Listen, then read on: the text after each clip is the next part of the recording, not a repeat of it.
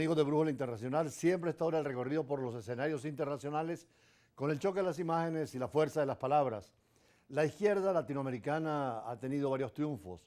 En México con López Obrador, en Colombia con Petro, en Argentina con Fernández, en Chile con Boric. Y sin embargo, estos gobiernos de izquierda pareciera que no tienen el respaldo posterior, porque en estas elecciones, que las últimas que hemos tenido, en Paraguay gana el centro derecha. En Argentina pareciera que todo indica que hay un cambio de gobierno, incluso más hacia la derecha que hacia el centro, sustituyendo lo que fue Macri en su tiempo frente al peronismo. En Chile una nueva crisis parlamentaria, cambios de ministros y rota la unidad que tenía Boris, especialmente con la juventud en su generación, que creó una nueva conciencia en Chile y grandes esperanzas. En Colombia, por supuesto, también el presidente Petro, problemas de todo tipo, desde situaciones, en el caso del embajador en Caracas, la situación del hijo y la justicia, el problema de las negociaciones para la paz, toda una serie de situaciones que la izquierda pareciera tiene en sus manos problemas en estos tiempos, aunque la derecha tampoco tiene soluciones. En El Salvador contra la violencia ha sido eficaz, pero ha reformado la Constitución para quedarse mucho más tiempo en el poder, Bukele. Lo mismo en Guatemala, por ahora hay una fiesta extraordinaria de elecciones, y esto indica que en América Latina, a diferencia de África, donde vimos el golpe de Estado en Níger y otros golpes permanentes en América Latina, ya salimos de los golpes de derecha o de izquierda y estamos en gobiernos de centro, centro izquierda o centro derecha, pero en armonía, como en Europa, que es donde los presidentes, naturalmente, o los jefes de gobierno o los primeros ministros, no importa el cambio político que haya, lo vamos a ver en España, si lo hay o no lo hay, pero hay una democracia sólida, se cree en las elecciones y se respetan lo que es política de Estado, más allá que el gobierno de turno. Precisamente hablando de Colombia, el presidente de Colombia, Gustavo Petro, dijo que buscará renegociar el Tratado de Libre Comercio con Estados Unidos, principal destino de las exportaciones de su país. Esta izquierda, precisamente, tanto de México como de Colombia, en Argentina y en Chile, no han roto con los Estados Unidos, sino que han abierto el diálogo porque entienden el sentido pragmático de la política y estamos en este hemisferio, así como los rusos tienen también su hemisferio de influencia en todo lo que es la Europa Oriental. Para Estados Unidos es importante, y para los gobiernos, no importa derecha o izquierda, negociar con toda dignidad, como lo hace el presidente Petro, un tratado de libre comercio. Veamos.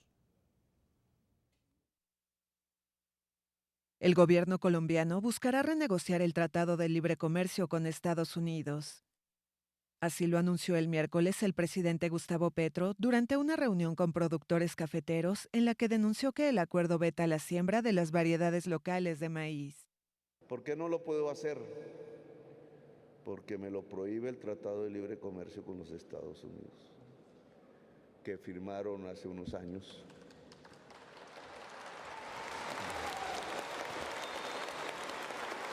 Y que quiero anunciar públicamente que comienza su renegociación. Durante su campaña presidencial, Petro propuso modificar el TLC para proteger a la agricultura nacional de los productos estadounidenses que llegan a precios muy bajos. Importamos casi todo el maíz de los Estados Unidos y del Canadá. Tan así fue la política económica. Si yo quisiera reemplazar ese maíz por maíz colombiano sembrado, tendría 1.200.000 puestos de trabajo más. La oposición de derecha ha advertido que modificar los acuerdos para incluir nuevos aranceles a las importaciones implicaría una respuesta similar del gobierno estadounidense y podría afectar la estabilidad económica del país. El TLC, vigente desde 2012, convirtió a Estados Unidos en el principal comprador de bienes y servicios colombianos. Naturalmente Colombia tiene vínculos estrechos con Estados Unidos, y la relación, al margen de que es un nuevo gobierno distinto al Partido Conservador Liberal, es necesaria. El diálogo es fundamental.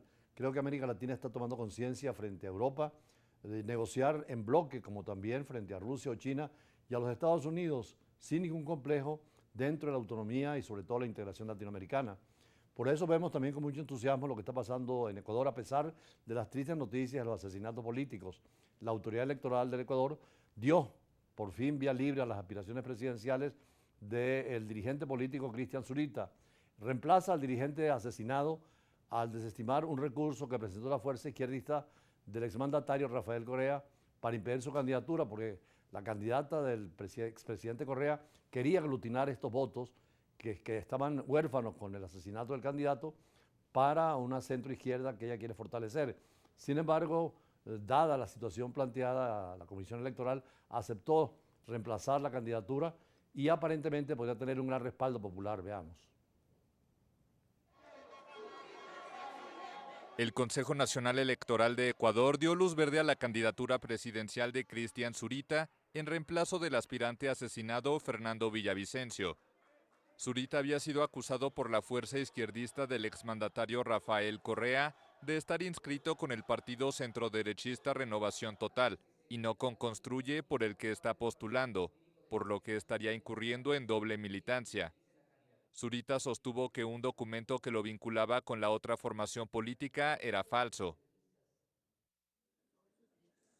Acabamos de enterarnos que el Consejo Nacional Electoral ha declarado nula la supuesta adherencia a un partido político de mi parte. Por tanto, estamos a pocas horas de que se oficialice la candidatura de Cristian Zurita y Andrea González. Debido a que no estaba habilitado como presidenciable, Zurita no pudo participar en el debate oficial del pasado fin de semana, pero si el CNE oficializa su candidatura, podrá competir en los comicios del próximo domingo. He convocado a sesión de pleno para que se resuelva el día de hoy, en esta noche, siguiendo todo el procedimiento con los informes correspondientes, con el descargo que efectivamente presentará la organización política, y en esta noche nosotros proceder a inscribir la candidatura de Cristian Zurita. Villavicencio, un acérrimo opositor al correísmo, era un periodista de investigación cuyos trabajos llevaron a Correa a ser condenado en ausencia a 8 años de prisión por corrupción. El expresidente izquierdista vive en Bélgica desde que dejó el poder en 2017. Villavicencio fue asesinado a tiros por un sicario colombiano el miércoles pasado al salir de un mitin en Quito. Antes del crimen había recibido amenazas de muerte por parte de la banda criminal Los Choneros. Asimismo, había presentado una denuncia contra un grupo de parlamentarios por un presunto plan para asesinarlo. Y naturalmente, en el cuadro internacional de esta semana, hubo muchos comentarios, análisis sobre la llegada de 2 años ya en el poder de los talibanes en Afganistán. Recordemos que hubo negociaciones en Doha entre los talibanes y Estados Unidos y la OTAN para poder tener un gobierno de transición. 20 años estuvo Estados Unidos y no pudo cambiar esa situación de los talibanes en Afganistán, y los rusos que estuvieron en la época de la Unión Soviética 10 años tampoco pudieron imponer el socialismo real, como lo llamaban ellos en su época, con democracias socialistas. Y en esta situación que se plantea hoy en día, naturalmente que los talibanes siguen gobernando el país, pero con una crítica total de las Naciones Unidas. No hay estados que tengan relaciones diplomáticas con los talibanes en ese gobierno mientras opriman, como están haciendo, a las mujeres y las marginen del desarrollo económico y además de la participación cultural. Es terrible lo que sucede allí, con una versión absolutamente errada, equivocada del Corán. La Sharia, que es la aplicación de la ley civil, deforma lo que es el Corán en función del diálogo, la negociación, la convivencia. Además son los Pachún, una minoría étnica muy importante que domina totalmente el poder y es el que aplica estas normas religiosas, cambiando la bandera, los códigos, las leyes e impidiendo a la mujer ir a la universidad. Por eso en nuestro análisis de hoy es sobre este tema y después estaremos con los invitados de siempre en el área internacional. Ya regresamos. La religión tiene que ver con el derecho, con las relaciones internacionales y en estos momentos muy importante con la geopolítica. En el conflicto de Ucrania, la separación definitiva de la Iglesia Ortodoxa rusa de la Iglesia Ortodoxa de Ucrania. En el Medio Oriente hay también la expresión del chiismo como una constante de la religión musulmana y el sunismo con interpretaciones distintas del Corán, donde el sunismo tiene la expresión en Arabia Saudita y todas las monarquías y repúblicas que existen musulmanas mayoritarias, y el Islam chiita con Irán y su arco de influencia en Irak, en Siria e incluso en el Líbano con el Hezbollah. En Europa la guerra de las religiones fueron superadas cuando se confrontaban protestantes y católicos. Hoy con la Unión Europea es una mezcla interesante de culturas, de aceptación y reconocimiento, y no importa la religión, la política va por su propio lado. Más allá del territorio, la población y las instituciones o el poder, la religión sigue siendo factor esencial en la dimensión ética y axiológica de la política y en la expresión con ritos y con fórmulas en cada país y en cada región. En Occidente y en el Medio Oriente, las religiones fundamentales son el judaísmo, el cristianismo y el islam, pero también otras religiones como el hinduismo, el budismo, el taoísmo y el confucianismo son parte de la historia y de la geografía del Extremo Oriente. La Iglesia Católica, con sus últimos papas, han reconocido la importancia esencial en la geopolítica y la diplomacia moderna del fenómeno religioso. Se ha pronunciado por el ecumenismo y por el diálogo interreligioso, incluyendo la posibilidad de un futuro Parlamento Mundial de Religiones. Más allá del compromiso político y diplomático de la Organización de las Naciones Unidas y su carácter intergubernamental, toda religión implica creencias y prácticas culturales, individuales y colectivas, dentro de la comunicación del hombre con lo sagrado o lo divino. El sistema comunista proclamó el ateísmo como parte de la revolución social, pero con la caída del muro de Berlín y el fin de la cortina de hierro, desde 1991, en lo que era la Unión Soviética y sus áreas de influencia, hay un renacimiento espiritual. Y en los casos extremos, como estamos viendo en el caso 2 años después de la revolución de los talibanes en Afganistán, siguen utilizando el Corán y el Islam para oprimir sobre todo a las mujeres e implantar un modelo teocrático de la sociedad.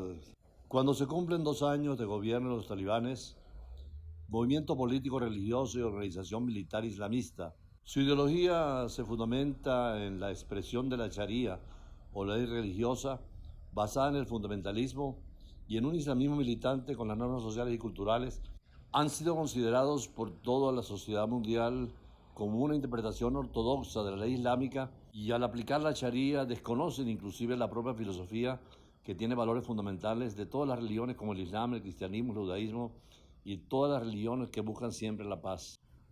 Este 15 de agosto se cumple el 2.º año de regreso al poder en Afganistán, después del retiro de las tropas de Estados Unidos y la OTAN, que fue incapaz en 20 años de implantar un modelo democrático. Pero también 10 años antes los rusos estuvieron allí. Norteamericanos y rusos han querido imponer el modelo, sin posibilidad de desarrollar el país, con lo cual el extremismo siempre tiene un caldo de cultivo.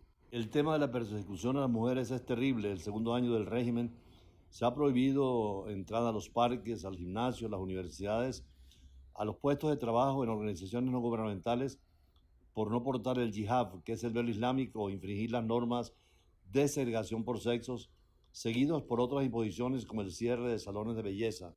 La Organización de Derechos Humanos Human Rights Watch advierte que 2/3 de la población afgana está en riesgo y necesita ayuda humanitaria urgente.